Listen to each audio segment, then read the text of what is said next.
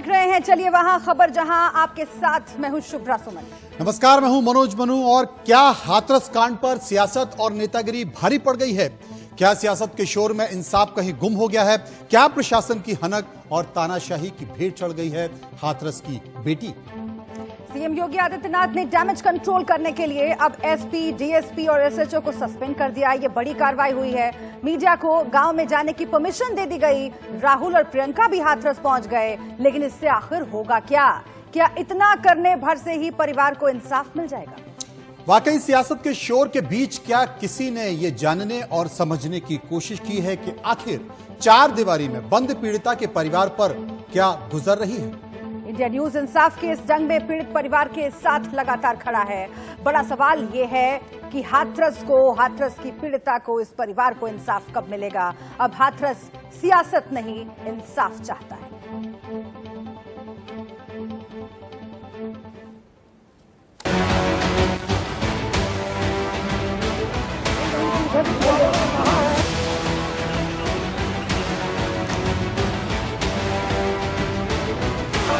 योगी मोदी कितना चाहे वो हमारा साहस नहीं तोड़ सकते। कि राहुल जी और प्रियंका जी मिलके इस परिवार का दुख दर्द बांटना चाहते हैं। तो जॉइंट कमिश्नर से लेके तमाम जो डीसीपी हैं उनकी ड्यूटियां लगी हुई हैं और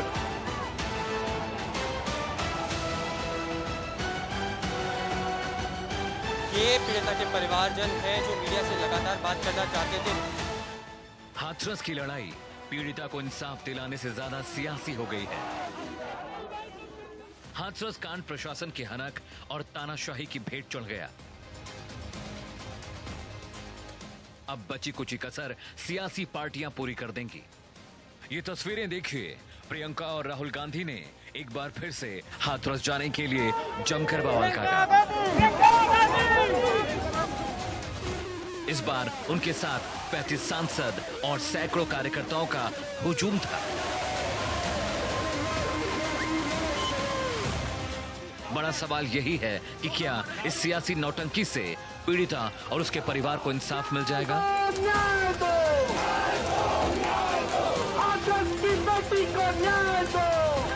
अगर ये राजनीतिक पर्यटन था तो भाजपा के लोग जो राजस्थान में आंदोलन करते हैं, भाजपा के लोग जो महाराष्ट्र में आंदोलन करते हैं, जो झारखंड में आंदोलन करते हैं, जो पंजाब में करते हैं, सब राजनीतिक पर्यटन है। वहाँ तो आप विरोध के लिए राजनीति करते हो, वो राजनीतिक, ये राजनीतिक पर्यटन है। तो आप भी कर लो, आप जाके आंसू पहुंचाओ। क्या बात कर रही है कांग्रेस पार्टी? क्या राहुल गांधी जी या प्रियंका गांधी जी ने कोई अपराध किया है? क्या कांग्रेस के नेतृत्व और नेताओं ने कोई अपराध किया है? क्या बलात्कारियों को सजा देना पाप है? प्रियंका जी सारे रास्ते पे है, उन्हीं की नेतृत्व में हम लोग जाने का पुरजोर कोशिश कर रहे हैं। चारों तरफ घेराबंदी करके रख रहे हैं। ये आदित्यनाथ की सरकार डरते हैं राहुल जी को, प्रियंका जी को, कांग्रेस पार्टी को, इसलिए हमें जाने में रुकावट पैदा करते हैं। देखिए, निरंतर प्रयास रहेगा, कोई रोक नहीं सकता। और राहुल जी ने स्वयं कहा है कि दुनिया की कोई ऐसी ताकत नहीं जो हमको पीड़ित परिवार से मिलने से कोई रोक सके। इनकी तानाशाही दीवार और हमारे हौसलों का इम्तिहान है आज। हम आज भी कहते कानून हाथ में नहीं लेना चाहते हैं। आराम से सांसद हाथरस की पीड़िता के परिवार को मिलना जाना चाहते हैं, लेकर जाइए, मिलवा दीजिए, बात खत्म हो जाएगी। परिवार की सुन लेने दीजिए। परिवार एक बार कह दे उनके साथ किसी तरह का अत्याचार, अन्याय नहीं हो रहा है, हम आराम से बैठ जाएंगे। इस शोर शराबे के बीच पीड़िता के परिवार की भी सुध लेने की जरूरत है। पीड़िता का परिवार इस वक्त खून के आंसू रो रहा है। ये सारा कुछ हमें पता नहीं चल पा रहा है, कर क्या रहे हैं ये लोग। जब ये सारा कुछ नहीं हुआ, रेप भी नहीं हुआ और ना ही गर्दन टूटी, ना रीढ़ की हड्डी टूटी, ना जीभ काटी, तो फिर हमारी बहन मर कैसे गई ये बताइए। इस चीज का भी जो जवाब दीजिए, मर कैसे गई? आप लोग सारा सबूत खत्म कर देंगे, हम लोगों को एकदम दबाव में डाल दिया है। ये हमारे साथ क्यों इतना अत्याचार कर रहे हैं? हमारी बहन के साथ इतना अत्याचार करा है कि उसका हम आगे बोल नहीं सकते। आप अपनी विश्वसनीयता खत्म मत करें। हाथरस से प्रशासन की एक और तस्वीर सामने आई, जिसमें हाथरस के डीएम परिवार को डराते दिखे। आप अपनी विश्वसनीयता खत्म मत करिए। तो मीडिया वाले मैं आपको बता दूं, आज अभी आधे चले गए, कल सुबह तक आधे और निकल जाएंगे, 2-4 बजे निकल जाएंगे। इंडिया न्यूज एक जिम्मेदार न्यूज चैनल होने के नाते पीड़ित परिवार के साथ खड़ा है। जैसे ही प्रशासन की पाबंदी हटी, इंडिया न्यूज संवाददाता ऐश्वर्या जैन परिवार का हाल जानने पहुंचे। इस वक्त मैं पीड़िता के परिवार के अंदर ही हूं और आप तमाम ये जो दृश्य देख रहे हैं, ये पीड़िता के परिवारजन हैं जो मीडिया से लगातार बात करना चाहते थे। हाथरस में जो कुछ हुआ उसके लिए बीजेपी नेता भी सीएम योगी को घेर रहे हैं। बीजेपी कहती है हाथरस में जो कुछ हुआ उसे कांग्रेस अवसर समझ रही है। इन वहशी दरिंदों को इनकी दरिंदगी की सजा मिलेगी, भरपूर सजा मिलेगी। जो लोग इसको पॉलिटिकल पर्यटन करके पॉलिटिकल पर्यटन के माध्यम से आग में घी डालने का काम कर रहे हैं, उन्हें जो है वो आग में घी डालने की कोशिश नहीं करनी चाहिए। कोई भी राजनेता स्वयं अगर किसी भी विषय पर राजनीति करना चाहता है तो एक लोकतांत्रिक देश में मैं उस नेता को रोक नहीं सकती, लेकिन जनता ये समझती है कि उनकी हाथरस के तरफ जो कूच है वो उनकी राजनीति के लिए है, इंसाफ के लिए नहीं। क्या हाथरस पर भारी पड़ी सियासत और नेतागिरी? क्या सियासत के शोर में दब गई इंसाफ की आवाज? क्या प्रशासन की तानाशाही की भेंट चढ़ गई एक बेटी? हाथरस को कब तक इंसाफ मिलेगा? यूपी की योगी सरकार हाथरस पर अब डैमेज कंट्रोल में लग गई है। हाथरस पर लगी पाबंदी अब हटा ली गई है। प्रशासन ने राहुल और प्रियंका गांधी को हाथरस जाने की मंजूरी दे दी है। यूपी के अपर सचिव गृह अवनीश अवस्थी ने कहा कि एसआईटी की रिपोर्ट के बाद ही मामले से जुड़े अधिकारियों पर कार्रवाई की गई है। अपराध नियंत्रण के साथ ही कानून व्यवस्था बनाए रखने, अपराधियों को दंड दिलाने तथा बिना भेदभाव के पीड़ित को न्याय दिलाने में भी एक सक्रिय भूमिका का निर्वहन आपके स्तर पर होना है। परिवार वालों से, सभी लोगों से माननीय मुख्यमंत्री जी ने कहा था कि हम सीधे जाकर उनसे बातचीत करें। जो भी दोषी होगा उसके विरुद्ध कठोरतम कार्रवाई करेंगे। उधर यूपी के पूर्व सीएम अखिलेश यादव भी 4 अक्टूबर को हाथरस जाएंगे। विपक्ष इस वक्त सीएम योगी आदित्यनाथ के इस्तीफे की मांग कर रहा है। दिल्ली से अमित सिंह और पुलकित नागर, हाथरस से ऐश्वर्या जैन और लखनऊ से अरविंद चतुर्वेदी के साथ आकाश चौहान, इंडिया न्यूज, दिल्ली। ये तमाम तस्वीरें आपने देखी, लेकिन इन तस्वीरों के साथ साथ यकीन मानिए कि सरकार जमीन पर आ गई और हाथरस में सरकार के तमाम आला अधिकारी जमीन पर पहुंचे, परिवार के साथ जमीन पर बैठकर बात की और कहीं ना कहीं ये सारी रिपोर्ट मुख्यमंत्री योगी तक पहुंची और वहां जाकर बताया कि मामला गंभीर है और मुख्यमंत्री योगी ने इस पूरे मामले की जांच सीबीआई को सौंप दी है। लेकिन सबसे बड़ा सवाल है, एक बात मैं आपको बताना चाहता हूं कि अभी हाथरस का हंगामा खत्म नहीं हुआ था कि बुलंदशहर की आज की घटना है कि बुलंदशहर में एक नाबालिग लड़की के साथ भी कुछ ऐसा ही हुआ। 1.5 साल तक उसके साथ बलात्कार किया गया और आज वो 4 महीने की गर्भवती है, दलित लड़की है। और जब पता चला कि हाथरस में हंगामा हो रहा है, मीडिया सुन रहा है, सरकार सुन रही है, प्रशासन सुन रहा है, तो इस लड़की ने व्हाट्सएप पर एसपी को शिकायत की और मामला दर्ज किया। ये मामला भी उत्तर प्रदेश का है। विस्तार से समझने की कोशिश करेंगे, जानने की कोशिश करेंगे। तमाम मेहमान हमारे साथ मौजूद हैं। शुभ्रा, एक बार परिचय करा दें। हाथरस चलेंगे जहां पर हमारे साथी ऐश्वर्या हमारे साथ मौजूद हैं, सुरेंद्र राजपूत हमारे साथ कांग्रेस के नेता हैं, आलोक अवस्थी हमारे साथ मौजूद हैं और अरुण दिल्ली से हमारे संवाददाता मौजूद हैं। इनसे जानने और समझने की कोशिश करेंगे और ये भी पूछेंगे कि जो हुआ वो क्यों हुआ। बिल्कुल सही कहा आपने, बिल्कुल सही कहा आपने मनोज। और पूरे देश में इस तरह की घटनाएं सामने आ रही है, लेकिन आज हम उत्तर प्रदेश की बात करेंगे क्योंकि उत्तर प्रदेश में योगी आदित्यनाथ ये कहते थे ना कि अपराधियों से मुक्त बनाएंगे, लेकिन जिस तरह से महिलाओं के खिलाफ अपराध बढ़े हैं उससे सवाल ये पैदा होता है कि क्या आप डैमेज कंट्रोल की कोशिश हो रही है। लेकिन भूलिए मत कि डैमेज कंट्रोल के साथ साथ डायलॉगबाजी भी खूब हो रही है, खूब डायलॉगबाजी हो रही है। राहुल गांधी ने कह दिया कोई ताकत दुनिया की नहीं रोक सकती हमें, हम जाएंगे हाथरस। इजाजत मिली 5 लोगों की डेलीगेशन को, पहुंचे हाथरस। लेकिन क्या ये समस्या का समाधान है और क्या ये सिर्फ सियासत चमकाने की कोशिश है, हम जानने की कोशिश करेंगे। ऐश्वर्या जैन का आप रुख कर लेते हैं, हाथरस से हमारे साथ जुड़े हुए हैं और दिन भर ऐश्वर्या आपने हमसे बातचीत की है और ग्राउंड रिपोर्ट हम तक पहुंचाई है। बस कुछ ही देर बीते हैं, प्रियंका गांधी, राहुल गांधी हाथरस के पीड़ित परिवार से मिलने के लिए पहुंचे और वो दृश्य हम सब ने देखा। लेकिन इससे बदलेगा क्या? एक बात तो जरूर है कि दबाव पड़ा है सरकार पर दबाव पड़ा है। सीबीआई जांच की सिफारिश कर दी गई है। आनन फानन में पुलिस अधिकारी भी वहां पर पहुंच गए, लेकिन आपने जो देखा वो बयां कीजिएगा। क्या पीड़ित परिवार का दर्द इतने भर से कम हो जाएगा? देखिए, राहुल गांधी और प्रियंका गांधी के परिवारजनों से मिलने के बाद हम लोगों ने उन सभी परिवारजनों से एक बार फिर से बात करी कि आखिर क्या आश्वासन दिया। राहुल गांधी और प्रियंका गांधी का साफ तौर पर कहना था कि आर्थिक तौर पर मदद तो वो कर ही रहे हैं, और आर्थिक तौर का मतलब है कि राहुल गांधी ने एक बंद मुट्ठी में एक अनडिस्क्लोज्ड अमाउंट का चेक परिवारजनों को सौंपा। उन्होंने कहा कि आर्थिक तौर पर हम आपके साथ हैं, मानसिक तौर पर भी हम आपके साथ हैं, और साहस बढ़ाने के लिए हम केवल दिल्ली से चलकर हाथरस आए हैं। क्या लेकिन ये सिर्फ अपना सियासत चमकाने के लिए राहुल गांधी और प्रियंका गांधी, जिन्होंने परसों भी एक तरीके की कोशिश करी थी, वो यहां पर पहुंचे, या फिर वाकई में इस परिवार को इंसाफ दिलाने के लिए वो हाथरस पहुंचे? ये एक बड़ा सवाल यहां पर खड़ा होता है, क्योंकि अब न केवल कांग्रेस डेलीगेशन, क्योंकि आज यूपी के पुलिस डीजीपी और खुद होम सेक्रेटरी अवनीश अवस्थी यहां पर पहुंचे थे, और उसके बाद ये डिसीजन लिया गया कि कोई भी पॉलिटिकल पार्टी और कोई भी ऑर्गेनाइजेशन के 5 सदस्यीय टीम यहां पर पहुंच सकती है और परिवारजनों से मुलाकात कर सकती है। अब कल जबकि हमें पता लगा है कि समाजवादी पार्टी, तृणमूल कांग्रेस, आम आदमी पार्टी में जो संजय सिंह उत्तर प्रदेश में लगातार सक्रिय है, वो भी अब परिवारजनों से मिलने यहां पहुंचेंगे।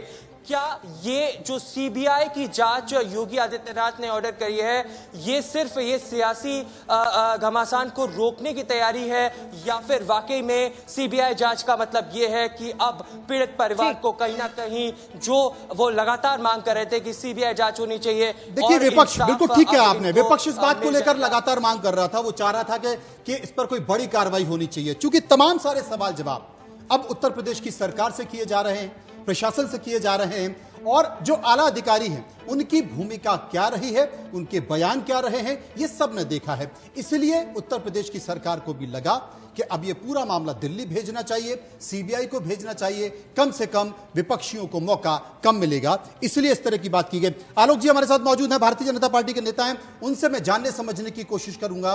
हमारे संवाददाता जिस बात का जिक्र कर रहे हैं, सीबीआई को यह पूरा मामला सौंप दिया गया, कि इतना भर काफी है? देखिए मनोज जी, पहली बात तो समझ लीजिए कि ये पूरा मामला एक राजनीतिक वोट बिछाई जा रही है। एक तरीके से जातीय उन्माद फैला करके जाति दंगे फैलाने की साजिश कांग्रेस कर रहे हैं। जिस तरीके से तमाम ऑडियो टेप, तमाम वीडियो आए हैं, श्रीमती प्रियंका वाड्रा का नाम आया है, 50 लाख रुपए के लेन देन की बात हुई है, और उस हेलो जी जी आपकी बात आ रही, बोलिए। आपकी आवाज जा रही है, मुझे टेलीफोन से कनेक्ट कर लीजिए, मुझे मेरा ऑडियो बहुत क्लियर नहीं है। नहीं, आपकी आवाज आ रही है, बोलिए। मेरा ऑडियो क्लियर नहीं है, मुझे फोन से कनेक्ट कर लीजिए आप।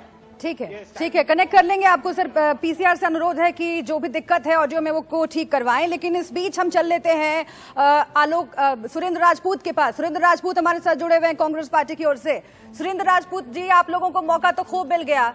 देखिए, बीजेपी के जो प्रवक्ता हैं उनसे पूछने के लिए तमाम सवाल हमारे पास है, और हम आगे पूछेंगे भी जैसे ही ऑडियो दुरुस्त हो जाता है। लेकिन आप मुझे बताइए, क्योंकि आज यूपी के तमाम पॉलिटिकल पंडित जो हैं, पॉलिटिकल एक्सपर्ट, वो कह रहे हैं कि आपने इसे कांग्रेस का बेलछी बना दिया है। 1977 याद आ रहा है फिर से एक बार, इंदिरा गांधी की क्या हालत थी, और फिर बेलछी चली गई थी हाथी पर सवार होकर, और उसके बाद कांग्रेस की सियासत पलट गई थी, दिन फिर गए थे। वही दिन फिराने की कोशिश कर रहे हैं क्या हाथरस की एक बेटी के इंसाफ दिलाने की आड़ में? क्योंकि पूरे काफिले के साथ, पूरे दल बल के साथ, पूरे लाव लश्कर के साथ आप इंसाफ दिलाने निकले थे, दर्द पर मरहम लगाने निकले थे, या फिर सियासत चमकाने और डायलॉगबाजी करने?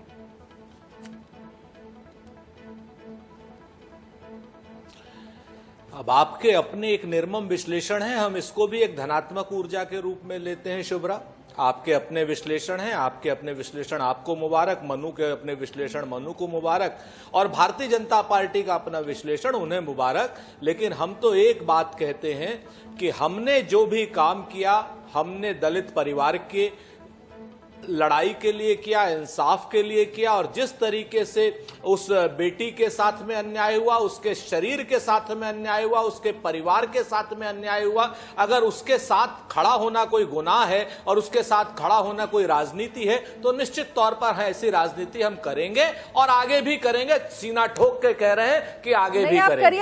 अब आपको बेलची याद आ रहा है, आपको बेलची की घटना भी याद होनी चाहिए। पहले मेरी बात सुनिए। मेरा सवाल, एक छोटा सा सवाल बस सुन लीजिए, क्योंकि फिर उसके बाद हमारे संवाददाताओं के पास भी हम जाएंगे। नहीं, आपने बिल्कुल ठीक बात कही कि हम सीना ठोक के कहते हैं कि हम इस मसले पर राजनीति करेंगे, लेकिन आप जानते हैं दलितों की बात कर रहे हैं ना, दलितों की बात हम भी कर रहे हैं और पूरे देश को करना चाहिए, इस तबके के उत्थान की बात करनी चाहिए, सभी पॉलिटिकल पार्टीज को करनी चाहिए। लेकिन सबसे ज्यादा दलित महिलाओं के साथ अत्याचार का मामला अगर कहीं सामने आया है तो राजस्थान में आया है। कहां किसकी सरकार है वहां पर?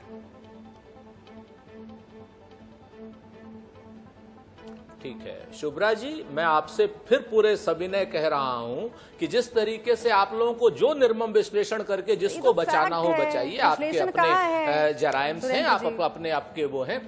अरे भाई ये बड़ा मसला हो जाता है आपका।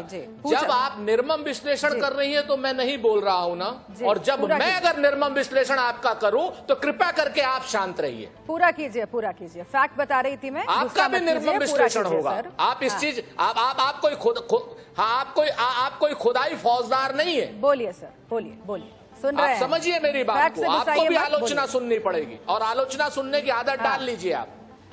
सर नहीं, मैं नहीं गुस्सा रहा, गुस्सा तो आप रही है, बीच बीच में हर 5 सेकंड में बोल दे रही है। दलित महिलाओं के उत्पीड़न पर जवाब दीजिए ना सर। 5 सेकंड में कांग्रेस को बोलने के लिए रोक देता है। दलित महिलाओं के उत्पीड़न पर जवाब दीजिए ना सर। उस उत्पीड़न पर भी जवाब दे रहा हूँ और सारे।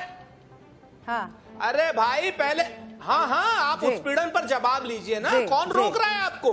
लेकिन आप जवाब लेना चाहेंगे तब तो हर 5 सेकंड आप जवाब दीजिए, जवाब दीजिए। इंतजार में है हम। महाराष्ट्र हो, छत्तीसगढ़ हो, मध्य प्रदेश हो, पंजाब हो और या उत्तर प्रदेश हो, सुनिए मेरी बात, चाहे राजस्थान हो चाहे कहीं पर हो, अगर किसी भी परिवार के साथ उत्पीड़न होता है और किसी भी तरीके का उत्पीड़न होता है तो कांग्रेस उस उत्पीड़न के खिलाफ खड़ी है, उस सरकार के खिलाफ खड़ी है। चाहे वो सरकार अशोक गहलोत साहब की हो, चाहे वो सरकार क्या नाम पंजाब की हो, चाहे छत्तीसगढ़ की हो, कांग्रेस का झंडा लेकर डीएनडी पर पहुंच जाते हैं, पूरी तरीके पूरी बारात लेकर कांग्रेस का झंडा लेकर पहुंच जाते हैं डीएनडी पर। अगर आपको याद हो, आप ये मनु या तो शुभ्रा हमें जानती नहीं है और या फिर अगर जानती हैं तो जानबूझ करके प्रोवोक कर रही हैं। पहले मुझे मेरी बात को कहने का अपनी बात पूरी कर लीजिए। सर प्रोवोक तो इस देश में जिस तरीके से महिलाओं के साथ अत्याचार हो रहा है ना, वो प्रोवोक कर रहा है हम सबको, वो प्रोवोक कर रहा है हम सबको सर। महिलाओं के खिलाफ जो अत्याचार हो रहा है वो प्रोवोक कर रहा है, उस पर जो सियासत हो रही है वो प्रोवोक कर रहा है हमें सवाल पूछने के लिए। आप जरा सी बात पर प्रोवोक हो जाते हैं सर, जरा सी बात पर प्रोवोक हो जाते हैं। मैंने एक सवाल पूछ लिया और आप प्रोवोक हो गए। पहले बात पूरी कीजिए ना सर। नहीं, आपने सवाल नहीं पूछा, आपने मूल रूप से भारतीय जनता पार्टी को कवर फायर दिया। इंतजार तो कर लेते सवाल पूछने का, हम जा रहे हैं भारतीय जनता पार्टी के सुरेन जी शुभ्रा जी महिला है। सुरेन जी शुभ्रा जी महिला है और महिलाओं के नाते उनके मर्द को समझिए। और मुझे लगता है कि महिला हो या पुरुष हो, हर इंसान को, हर नागरिक को इस वक्त प्रोवोक होना चाहिए। महिला हो या पुरुष हो, हर नागरिक को इस वक्त प्रोवोक होना चाहिए। ठीक है, ठीक है। बीजेपी से जवाब लेने से पहले ही आपने निष्कर्ष निकाल दिया ना। आप लोगों की नियत यही है सर, आप लोगों की फितरत यही है। हम गए भी नहीं अभी बीजेपी प्रवक्ता के पास, उनके पास ऑडियो की दिक्कत हुई और आपने मुझे सर्टिफिकेट थमा दिया, सर्टिफिकेट थमा दिया आपने मुझे। इंतजार कर लेते आप जरा सा। मनोज जी सवाल पूछने वाले हैं, मनोज जी सवाल पूछने वाले बीजेपी के प्रवक्ता से, आप जरा सा इंतजार कर लेते, उससे पहले ही आप प्रवोक हो गए और मुझे सर्टिफिकेट थमा दिया। सुरेन जी हम आलोक जी के पास जाएंगे, आप अपनी बात पूरी कर लीजिए। सुरेन जी आप अपनी बात पूरी कर लीजिए।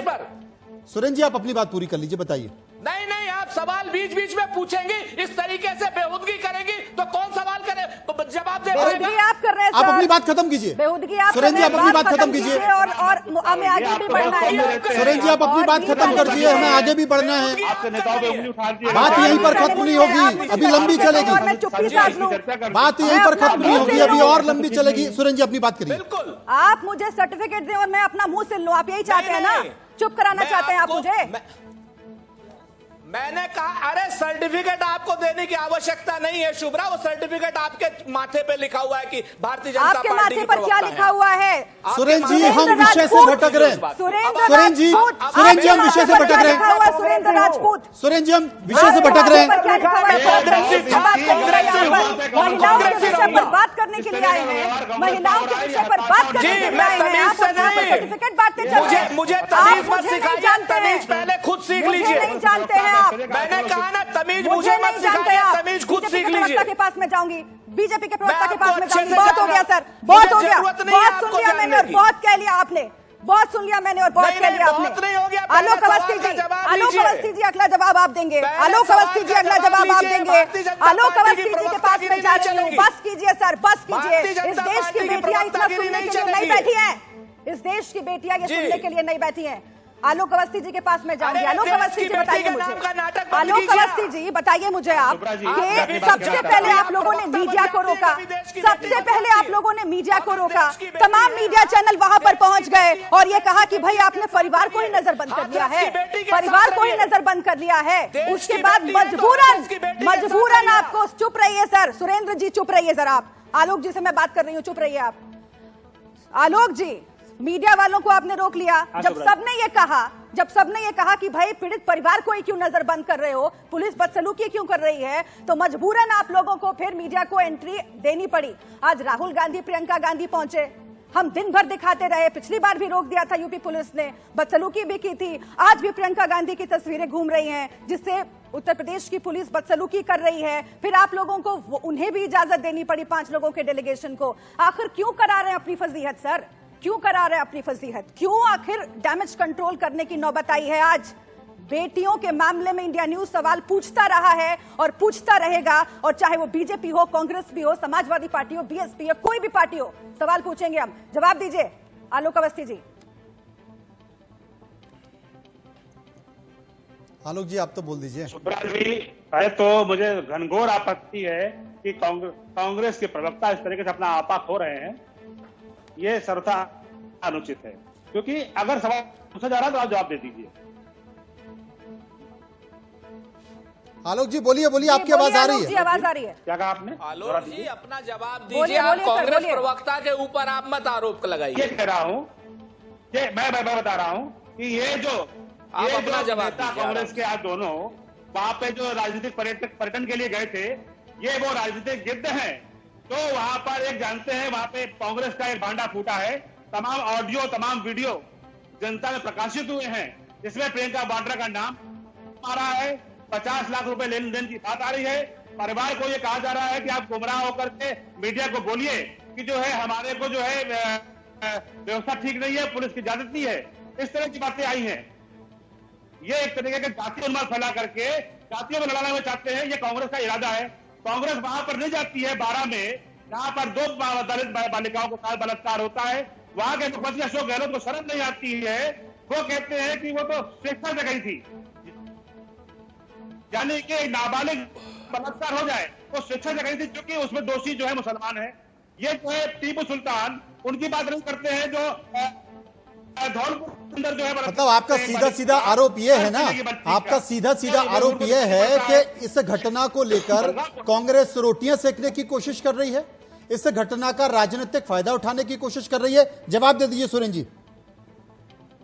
निश्चित रूप से कर रही है कांग्रेस, वहां पे दंगा फैलाने का प्रयास कर रही है। बातें मैं स्पष्ट कहता हूं, मैं तो मनु भाई, मैं तो 2 बातें बड़ी स्पष्ट कहता हूं कि अगर उत्तर प्रदेश की सरकार समय रहते कार्रवाई कर देती, उत्तर प्रदेश के मुख्यमंत्री के मुंह में 15 दिन न दही जमी होती, जो प्रधानमंत्री जी के टेलीफोन के बाद खुली है, तो किसी को राजनीति करने की आवश्यकता कहां थी? अगर दलित बेटी को त्वरित न्याय मिल जाता और दलित बेटी को जिस तरीके से पहले सफदरजंग में भेज देते, तो वहां पर राजनीति की रोटियां क्यों सेकनी पड़ती? रात को 2:30 बजे अगर उस बेटी को न जलाया जाता और रात में 2:30 बजे उसको न जलाया जाता तो ये राजनीतिक रोटियां सेकने की जरूरत कहां से पड़ती मनु भाई। जिस तरीके से 3 दिन तक लगातार क्या नाम मीडिया को वहां कवरेज करने से नहीं रोका जाता तो राजनीतिक रोटियां सेकने की कहां आवश्यकता पड़ती। और ये मुझे बता दीजिए कि इस तरीके से जो उत्तर प्रदेश की सरकार ने निर्लज्जता, बेहूदगी और बेशर्मी की है तो उसके बाद लोग राजनीति नहीं करेंगे। आप उस दलित परिवार की बेटी के इंसाफ के लिए ठीक है, सियासत की बात सर आप लोग करते रहेंगे आगे भी, लेकिन ग्राउंड रिपोर्ट जानना और सियासत को समझना बहुत जरूरी है। इसलिए मैं खुर्रम के पास, मनोज जी हमें लगता है कि खुर्रम के पास हमें चलना चाहिए। खुर्रम, बात हो रही है सियासत की और दोनों ही पार्टियों के जो लीडर्स हैं उनके अपने अपने तर्क हैं और दोनों ही एक दूसरे को सियासत करने के लिए दोषी ठहरा रहे हैं, जिम्मेदार ठहरा रहे हैं। लेकिन मैं आपसे जानना चाहती हूं कि अगर वाकई डैमेज कंट्रोल करने की कोशिश सरकार कर रही है, पुलिस कर रही है, तो वो भी कहां ठीक से कर पा रही है। डीएम पर अभी तक कार्रवाई नहीं हुई है, वो डीएम जो सरेआम पीड़ित परिवार को धमका रहे थे और उसके बाद जब इंडिया न्यूज का कैमरा पहुंचा और आज हमारे संवाददाता हमारे साथ मौजूद है अभी ऐश्वर्य जैन, उन्होंने बातचीत की है पीड़ित के परिवार से, वो लगातार कह रहा है कि कौन कौन सी घटिया बातें नहीं कही हैं वहां के डीएम ने। उन्होंने कहा आपकी बेटी कोरोना से मर जाती तो क्या मुआवजा मिलता। डीएम पर आखिर क्यों नहीं कार्रवाई हुई है अभी तक, और ये किस तरह का रवैया है सरकार का, किस तरह का रवैया है पुलिस का। वहां पर पहुंच जाते हैं गृह सचिव, वहां पर पहुंच जाते हैं मुख्य सचिव गृह, डीजीपी पहुंच जाते हैं, लेकिन जिस अधिकारी पर कार्रवाई होनी चाहिए, जो सबसे ज्यादा बदतमीजी पर उतारू हुआ, उस पर तो कार्रवाई हुई नहीं। खुर्रम,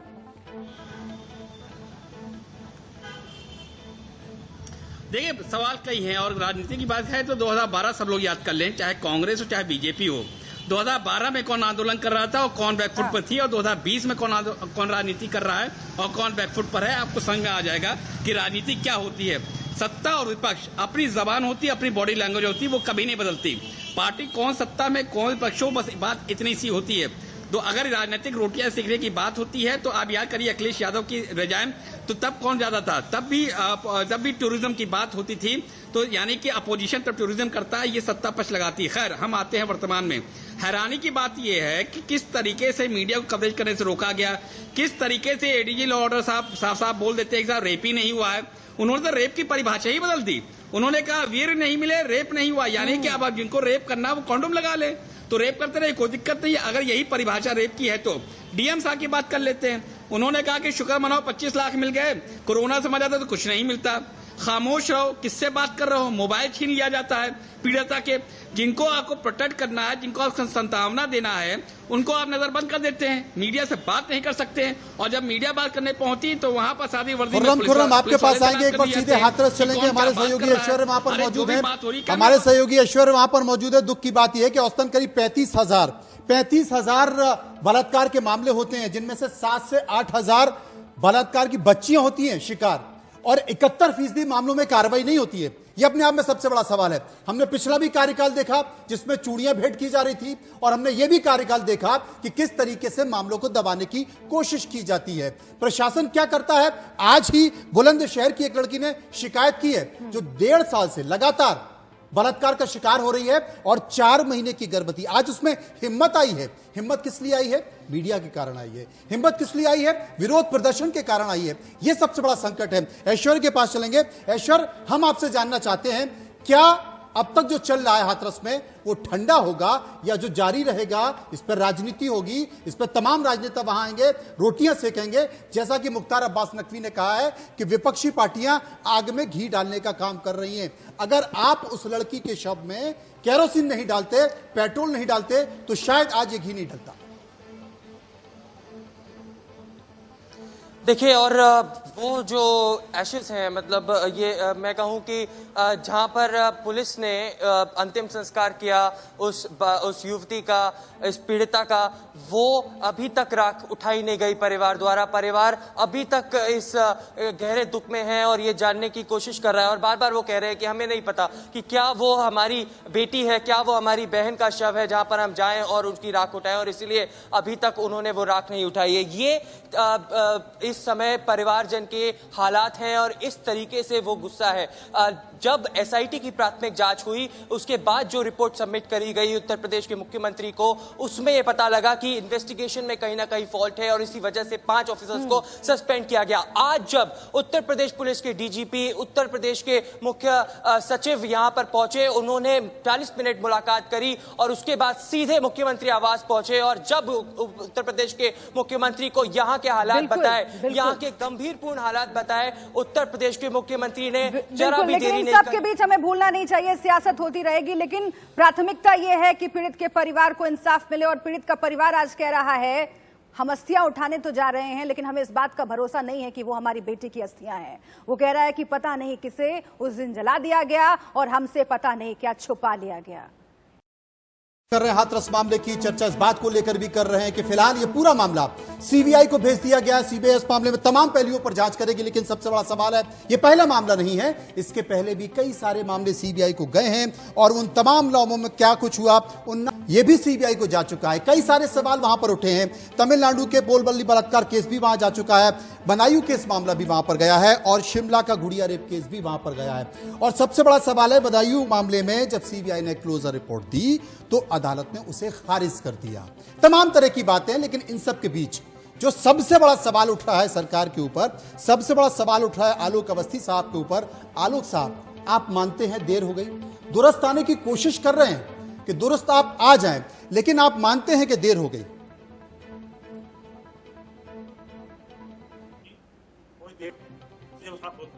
पहले और तो मेरा कनेक्ट था आपसे। सबसे पहली बात मैं आपको रखता हूँ, जिस दिन 14 तारीख की घटना है उस दिन जब लड़की ने एफआईआर, उसके भाई ने एफआईआर कराया, एक व्यक्ति का नाम लिया था कि मेरा गला दबा के मारने का प्रयास किया था। हमने उसको 24 घंटे में गिरफ्तार किया था। लड़की उसके बाद बेहोश हो गई थी। 7 दिन बाद उसको होश आया, उसने कहा कि 3 अन्य लड़के थे और मेरे साथ गलत छेड़छाड़ और मेरे साथ गलत काम किया गया। बलात्कार की घटना पुलिस ने तुरंत लिखी और कर लिया गया। हमने अपना काम करके और मुख्यमंत्री नहीं, आलोक जी मैं आपको टोकूंगी ऐसे समझा रहे जैसे सीबीआई जैसे सरकार ने इनके पास केस भेज दिया। बिल्कुल आलोक जी, मैं आपको टोकूंगी यहाँ पर, क्योंकि आप देखिए ना, अब ये कहा जा रहा है सरकार के बारे में कि जो पीड़ित परिवार है उसी को कटघरे में खड़ा कर दो, जो पीड़ित परिवार है उसी को दोषी साबित कर दो। आखिर क्या ये दस्तूर है आपकी सरकार का? नार्को टेस्ट होगा पीड़ित परिवार का, उसको लेकर भी कोर्ट में याचिका दायर की गई है कि ये गलत है, ये नहीं होना चाहिए, इस तरीके से प्रताड़ित नहीं करना चाहिए। पहले ये परिवार जो है बहुत टॉर्चर झेल चुका है। सर, आप लोग तो कहते हैं कि राम राज चलाते हैं ना, मैं उस पर तो जाऊंगी ही नहीं, उस कंसेप्ट में पर मैं जाऊंगी ही नहीं। मुझे ये बता दीजिए कि उन्नाव पीड़िता के साथ जो हुआ, जिसका जिक्र अभी मनोज कर रहे थे, आज हम बात कर रहे हैं हाथरस के बारे में। हाथरस पीड़िता भी हमारे बीच नहीं रही। आखिर क्या है ये? आखिर उत्तर प्रदेश में जिस तरह से एक के बाद एक महिलाओं पर अत्याचार और ये विभत्स घटनाएं सामने आ रही हैं और जो पुलिस का रवैया नजर आ रहा है, मैं आपसे ये पूछना चाहती हूँ, डिसेंट क्रिमेशन का अधिकार, एक सम्मानजनक अंत्येष्टि का अधिकार, वो भी छीन लिया आप लोगों ने। आर्टिकल 21 संविधान का कहता है कि किसी को भी डिसेंट क्रिमेशन का अधिकार है, वो भी छीन लिया। सर, पीड़ित परिवार कह रहा है कि उस दिन जिसे जलाया गया वो कौन लड़की थी, और अगर वो हमारी लड़की होती तो इसीलिए हमें मजबूरन जाना पड़ रहा है उन अस्थियों को समेटने कि कहीं जानवर न ले जाएं। ये तो स्थिति आपने पैदा कर दी है सर। आलोक जी मुख्यमंत्री योगी आदित्यनाथ जी के संज्ञान में आया था, उन्होंने इसीलिए एसआईटी का गठन किया और होम सेक्रेटरी के नेतृत्व में वहां पे टीम गई। उनकी रिपोर्ट आने के बाद में हमने वहां के पुलिस कप्तान को सस्पेंड किया है, वहां सर्किल अफसर सस्पेंड किया है, थानेदार को सस्पेंड किया है, वहां के एसएसआई डीएम साहब को छोड़ दिया आपने, सस्पेंड किया है। डीएम साहब को, डिस्ट्रिक्ट मजिस्ट्रेट को छोड़ दिया आपने, जो धमकी दे रहे थे, पीड़ित परिवार को धमकी दे रहे थे, उनको छोड़ दिया आपने। 25 उनके परिवार को 25 लाख रुपए की सहायता राशि भी दी गई, जो कि जो नुकसान उनका को हुआ है, परिवार को हुआ है, वो तो हम पूरा नहीं कर सकते, लेकिन हम उसको न्याय दिलाएंगे। सर, आप ये जो पूरी कहानी बता रहे हैं अभी बड़े कॉन्फिडेंस के साथ आलोक जी, वो उस रिपोर्ट के आधार पर बता रहे हैं जिस पर तमाम सवाल हैं, जो धाराओं में शुरुआत में केस दर्ज किया गया उस पर तमाम सवाल हैं, पुलिस के रवैये पर इंडिया न्यूज लगातार वो सच्चाई बयां कर रहा है जो शर्मसार करता है। ऐसे में क्यों न माना जाए? अगर डीएम वहां पर जाकर कह रहे हैं कि देखो अभी मीडिया यहां पर है, कल नहीं रहेगी, हम फिर भी रहेंगे, क्या जिम्मेदारी से आप कह सकते हैं कि उस वक्त भी इस परिवार पर दबाव नहीं डाला गया होगा? आप कैसे कह रहे हैं कि उस वक्त जो बयान दिया, बाद में कुछ और हो गया, इसलिए पीड़ित परिवार को कटघरे में खड़ा कर दो। क्या दबाव शुरुआत से नहीं रहा होगा पीड़ित परिवार पर? कैसे मान लिया जाए इस पुलिस के रवैये को देखते हुए? जो पुलिस कह रही है कि तुम्हारी बेटी कोरोना से मर जाती तो मुआवजा मिलता क्या? इन्हीं सारी घटनाओं की वजह से पुलिस के अधिकारी, एसपी का बहुत बड़ा अफसर होता है, सस्पेंड हुआ, पूरा थाना सस्पेंड हुआ है वहां। मेरा ये कहना है, आज जो है इससे बड़ी एजेंसी दुनिया में, दिल्ली में, यहाँ पे नहीं है हमारे देश में। लेकिन मैं ये भी सवाल उठाना चाहता हूँ कि वहां पर तमाम ऐसे ऑडियो टेप आ रहे हैं जिसमें पीड़ित परिवार को गलत बयानी के लिए उकसाया जा रहा है। 50 लाख रुपए के लेन देन की बात हो रही है। प्रियंका देश प्रदेश को एक दंगे में, एक जाति दंगे की शक्ल कांग्रेस देना चाहते हैं। कांग्रेस के नेता अपनी जमीन को एक दलित के बेटी के साथ प्रयास कर रहे हैं। वहीं पर एक दलित की बेटी बलरामपुर में। आलोक जी, सबसे बड़ा सवाल है यहाँ पर ये मामला सिर्फ हाथरस तक सीमित नहीं है। न जाने कितनी ऐसी निर्भया प्रतिदिन हर रोज उनके साथ इस तरह की घटनाएं होती हैं। जहां तक सवाल है जांच करने का, जहां तक सवाल है अदालत का, हाथरस में हमारे संवाददाता ऐश्वर्य कुछ बड़ी खबर लेकर आए हैं। ऐश्वर्य, बताएं। देखिए ये तस्वीरें देख सकते हैं आप। एक बार फिर एसआईटी की टीम परिवारजनों से मिलकर यहां से अब वापस लौट रही है।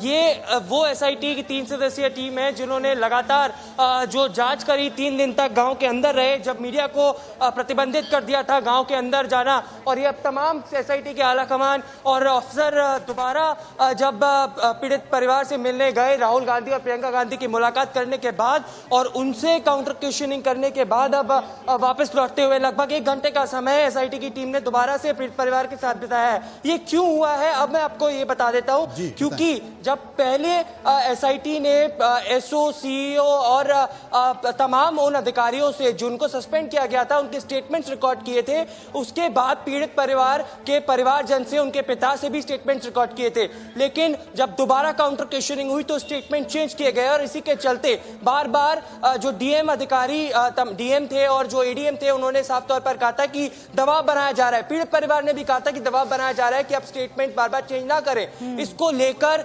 दोबारा से काउंटर क्वेश्चनिंग हुई और अब जब ये काउंटर क्वेश्चनिंग हुई तो पीड़ित परिवार से दोबारा मिलने एसआईटी की टीम अब गई है। रात के 9:30 बजे एक बार फिर से पीड़ित परिवार से काउंटर क्वेश्चनिंग हुई है। लगभग आधे घंटे तक पीड़ित परिवार के साथ एसआईटी की टीम रही है। क्या कुछ काउंटर क्वेश्चनिंग हुई है? सबसे बड़ा सवाल है, क्योंकि ये पूरा मामला अब सीबीआई को सौंपा जाना है। उसके पहले जो भी अपनी प्रक्रिया है वो पूरी करने के लिए एसआईटी की टीम पहुंची थी और ये भी जानना चाहते थे कि आखिर राहुल गांधी ने क्या पूछा और राहुल गांधी को क्या सवाल जवाब दिए गए। दिल्ली हमारे संवाददाता मौजूद हैं अरुण, वो हमारे साथ मौजूद है। सबसे बड़ा सवाल है कि ये बात हाथरस तक सीमित नहीं है। ना जाने कितनी ऐसी बच्चियां हैं, कितनी ऐसी महिलाएं जिनके साथ हर रोज ये सब होता है। उत्तर प्रदेश के तमाम मामले, भदोही, बुलंदशहर, अंबेडकर नगर, लगातार मामले आ रहे हैं। कई और राज्यों के मामले इस तरीके से हैं।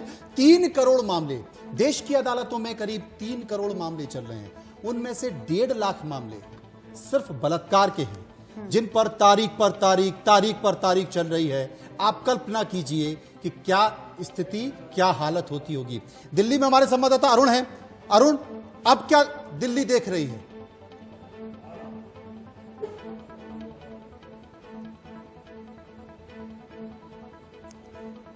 देखिए, दिल्ली 2012 के बाद जिस तरह से उम्मीद की जा रही थी कि एक क्रांति आएगी और जो प्रदर्शन भी उस समय हुए थे उससे लग रहा था कि शायद आने वाले सालों में हमें ऐसी चीजें देखने को ना मिले, लेकिन उसके बाद किसी भी तरह की जो कमी है वो ना ही महिलाओं के खिलाफ चाहे असॉल्ट हो या रेप की घटनाएं, उसमें कोई कमी नहीं आई है। खास तौर पे अगर हम इस हाथरस वाली घटना की बात करें, इस पे देखिए सरकार की तरफ से, उत्तर प्रदेश सरकार की तरफ से फेस सेविंग जो है वो जरूर की जा रही है। सबसे पहली बात यह है कि जो गलती हुई है वो उसे एक्सेप्ट करना होगा। और उत्तर प्रदेश में हम लगातार ये सुनते आए हैं कि लगातार जो है वो रेप की घटनाएं सामने आती हैं, कोई नई बात नहीं है। तो ऐसे में बार बार ऐसी घटनाएं सामने आना कहीं ना कहीं लॉ एंड ऑर्डर में बहुत बड़ी दिक्कत है।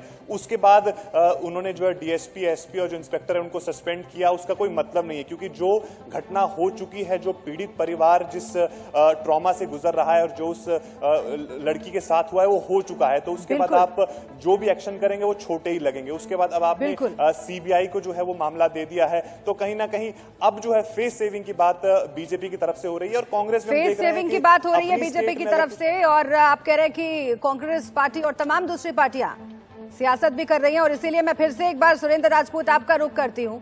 सुरेंद्र राजपूत, फिर से एक बार मैं आपका रुख करती हूँ। आप लोग कहाँ रहते हैं पहले से? जब मीडिया के कैमरे पहुंच जाते हैं तो फिर आप लोग भी पहुंच जाते हैं वहां पर लाओ लश्कर लेकर के, लेकिन पहले आप लोग नजर नहीं आते हैं जहां पर ऐसी घटना होती है। हाथरस मामले में भी वही हो रहा है।